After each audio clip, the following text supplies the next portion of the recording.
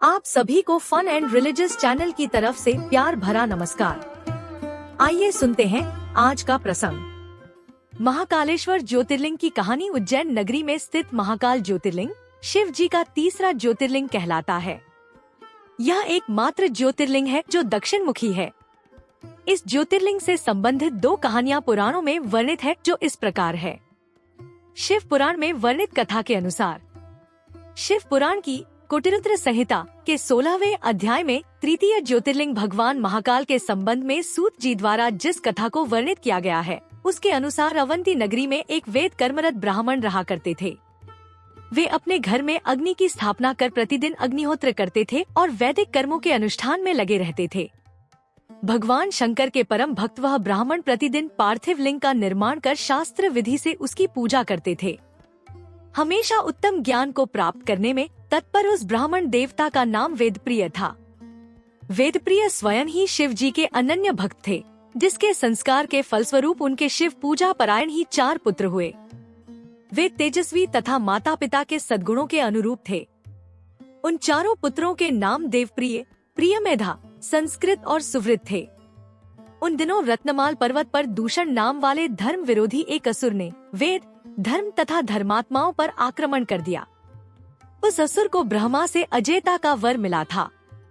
सबको सताने के बाद अंत में उस असुर ने भारी सेना लेकर अवंती, उज्जैन के उन पवित्र और कर्मनिष्ठ ब्राह्मणों पर भी चढ़ाई कर दी। उस असुर की आज्ञा से 4 भयानक दैत्य चारों दिशाओं में प्रलयकाल की आग के समान प्रकट हो गए। उनके भयंकर उपद्रव से शिव जी पर विश्वास करने वाले वे ब्राह्मण बंधु भयभीत नहीं हुए।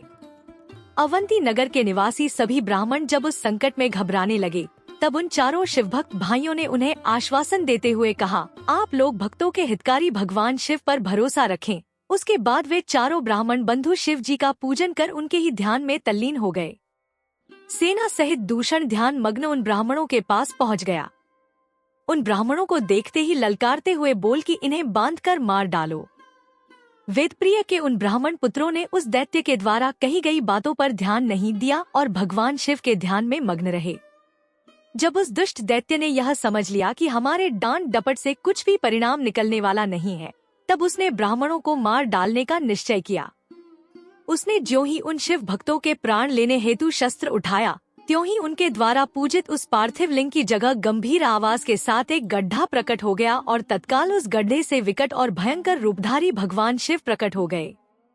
दुष्टों का विनाश करने वाले तथा सज्जन पुरुषों के कल्याण करता वे भगवान शिव ही महाकाल के रूप में इस पृथ्वी पर विख्यात हुए।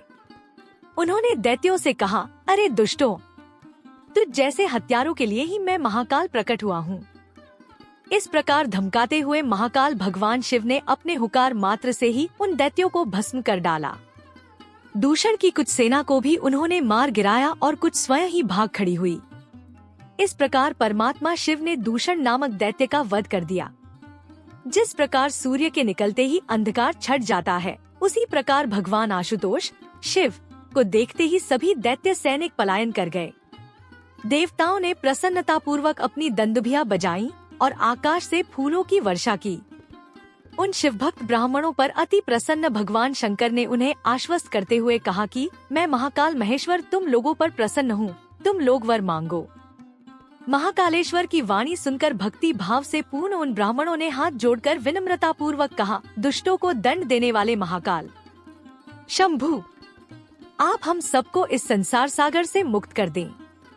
हे भगवान शिव, आप आम जन के कल्याण तथा उनकी रक्षा करने के लिए यहीं हमेशा के लिए विराजिए। प्रभु, आप अपने दर्शनार्थी मनुष्यों का सदा उद्धार करते रहें। भगवान शंकर ने उन ब्राह्मणों को सद्गति प्रदान की और अपने भक्तों की सुरक्षा के लिए उस गड्ढे में स्थित हो गए। उस गड्ढे के चारों ओर की लगभग 3-3 किलोमीटर भूमि लिंग रूपी भगवान शिव की स्थली बन गई। ऐसे भगवान शिव इस पृथ्वी पर महाकालेश्वर के नाम से प्रसिद्ध हुए। शिव भक्त राजा चंद्रसेन और बालक की कथा। उज्जैनी नगरी में महान शिव भक्त तथा जितेंद्रिय चंद्रसेन नामक एक राजा थे। उन्होंने शास्त्रों का गंभीर अध्ययन कर उनके रहस्यों का ज्ञान प्राप्त किया था। उनके सदाचरण से प्रभावित होकर शिवजी के पार्षदों गणों में अग्रणी मणिभद्र जी राजा चंद्रसेन के मित्र बन गए। मणिभद्र जी ने एक बार राजा पर अतिशय प्रसन्न होकर राजा चंद्रसेन को चिंतामणि नामक एक महामणि प्रदान की। वह महामणि कौस्तुभ मणि और सूर्य के समान चमकदार थी। वह महामणि देखने, सुनने तथा ध्यान करने पर भी वह मनुष्यों को निश्चित ही मंगल प्रदान करती थी। राजा चंद्रसेन के गले में अमूल्य चिंतामणि शोभा पा रही है, यह जानकर सभी राजाओं में उस मणि के प्रति लोभ बढ़ गया। चिंतामणि के लोभ से सभी राजा क्षुभित होने लगे। उन राजाओं ने अपनी चतुरंगिणी सेना तैयार की और उस चिंतामणि के लोभ में वहां आ धमके।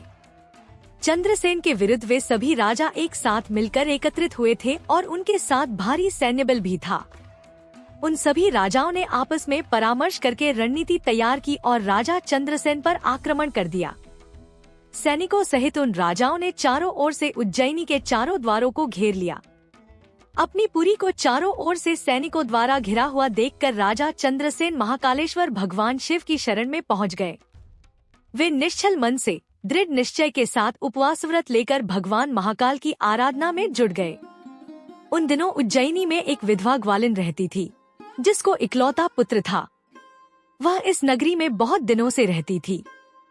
वह अपने उस 5 वर्ष के बालक को लेकर महाकालेश्वर का दर्शन करने हेतु गई। उस बालक ने देखा कि राजा चंद्रसेन वहां बड़ी श्रद्धा भक्ति से महाकाल की पूजा कर रहे हैं। राजा के शिव पूजन का महोत्सव उसे बहुत ही आश्चर्यमय लगा। उसने पूजन को निहारते हुए भक्ति भाव पूर्वक महाकाल को प्रणाम किया और अपने निवास स्थान पर लौट गई। उस ग्वालिन माता के साथ उसके बालक ने भी महाकाल की पूजा का कौतूहल पूर्वक अवलोकन किया था। इसलिए घर वापस आकर उसने भी शिव जी का पूजन करने का विचार किया। वह एक सुंदर सा पत्थर ढूंढ कर लाया और अपने निवास से कुछ ही दूरी पर किसी अन्य के निवास के पास एकांत में रख दिया। उसने अपने मन में निश्चय करके उस पत्थर को ही शिवलिंग मान लिया। वह शुद्ध मन से भक्ति भाव पूर्वक मानसिक रूप से गंध, धूप, दीप, नैवेद्य और अलंकार आदि जुटाकर उनसे उस शिवलिंग की पूजा की। वह सुंदर सुंदर पत्तों तथा फूलों को बार बार पूजन के बाद उस बालक ने बार बार भगवान के चरणों में मस्तक लगाया। बालक का चित्त भगवान के चरणों में आसक्त था और वह विह्वल होकर उनको दंडवत कर रहा था। उसी समय ग्वालिन ने भोजन के लिए अपने पुत्र को प्रेम से बुलाया। उधर उस बालक का मन शिव जी की पूजा में रमा हुआ था, जिसके कारण वह बाहर से बेसुध था। माता द्वारा बार बार बुलाने पर भी बालक को भोजन करने की इच्छा नहीं हुई और वह भोजन करने नहीं गया। तब उसकी माँ स्वयं उठकर वहां आ गई। माँ ने देखा कि उसका बालक एक पत्थर के सामने आंखें बंद करके बैठा है।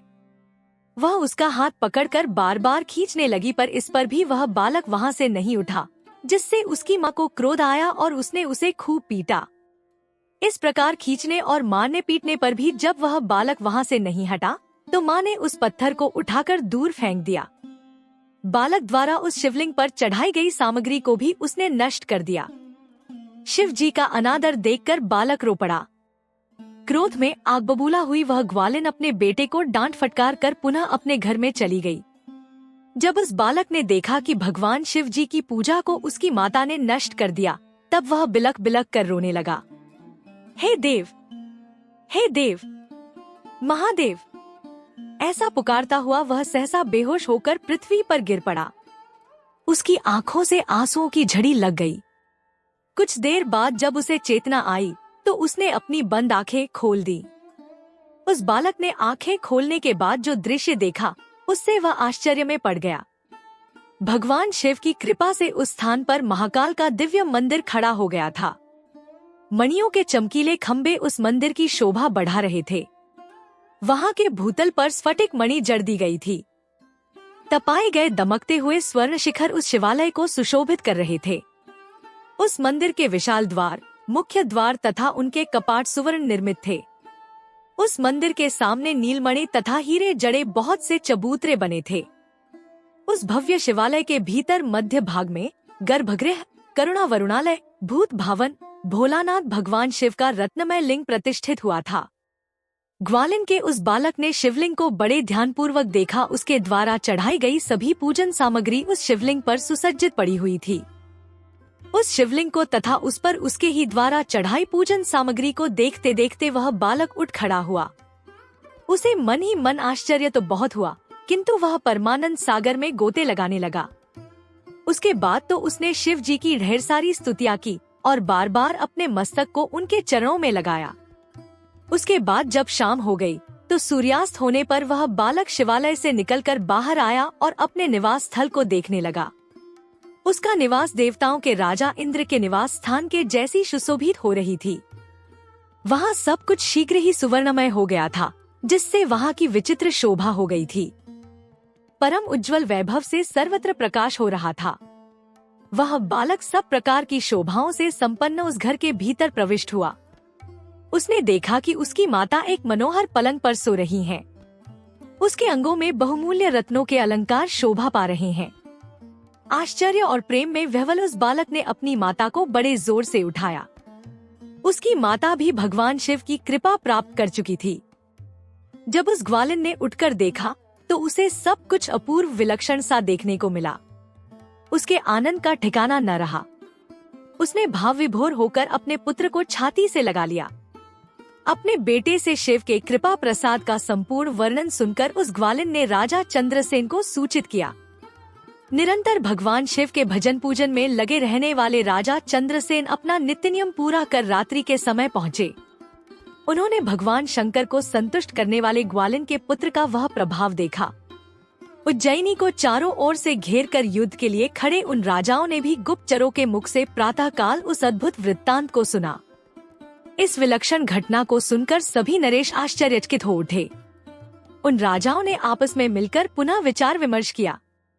परस्पर बातचीत में उन्होंने कहा कि राजा चंद्रसेन महान शिव भक्त है, इसलिए इन पर विजय प्राप्त करना अत्यंत कठिन है। ये सभी प्रकार से निर्भय होकर महाकाल की नगरी उज्जैनी का पालन पोषण करते हैं। जब इस नगरी का एक छोटा बालक भी ऐसा शिव भक्त है तो राजा चंद्रसेन का महान शिव भक्त होना स्वाभाविक ही है। ऐसे राजा के साथ विरोध करने पर निश्चय ही भगवान शिव क्रोधित हो जाएंगे। शिव के क्रोध करने पर तो हम सभी नष्ट ही हो जाएंगे। इसलिए हमें इस नरेश से दुश्मनी न करके मेलमिलाप ही कर लेना चाहिए, जिससे भगवान महेश्वर की कृपा हमें भी प्राप्त होगी।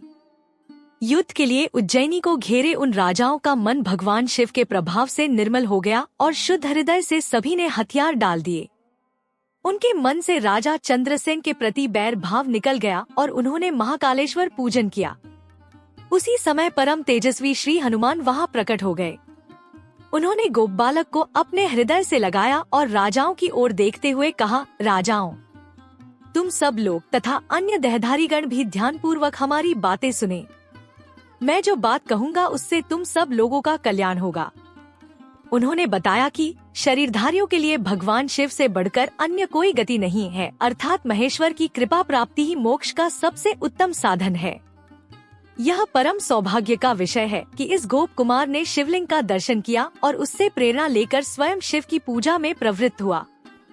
यह बालक किसी भी प्रकार का लौकिक अथवा वैदिक मंत्र नहीं जानता है, किंतु इसने बिना मंत्र का प्रयोग किए ही अपनी भक्ति निष्ठा के द्वारा भगवान शिव की आराधना की और उन्हें प्राप्त कर लिया।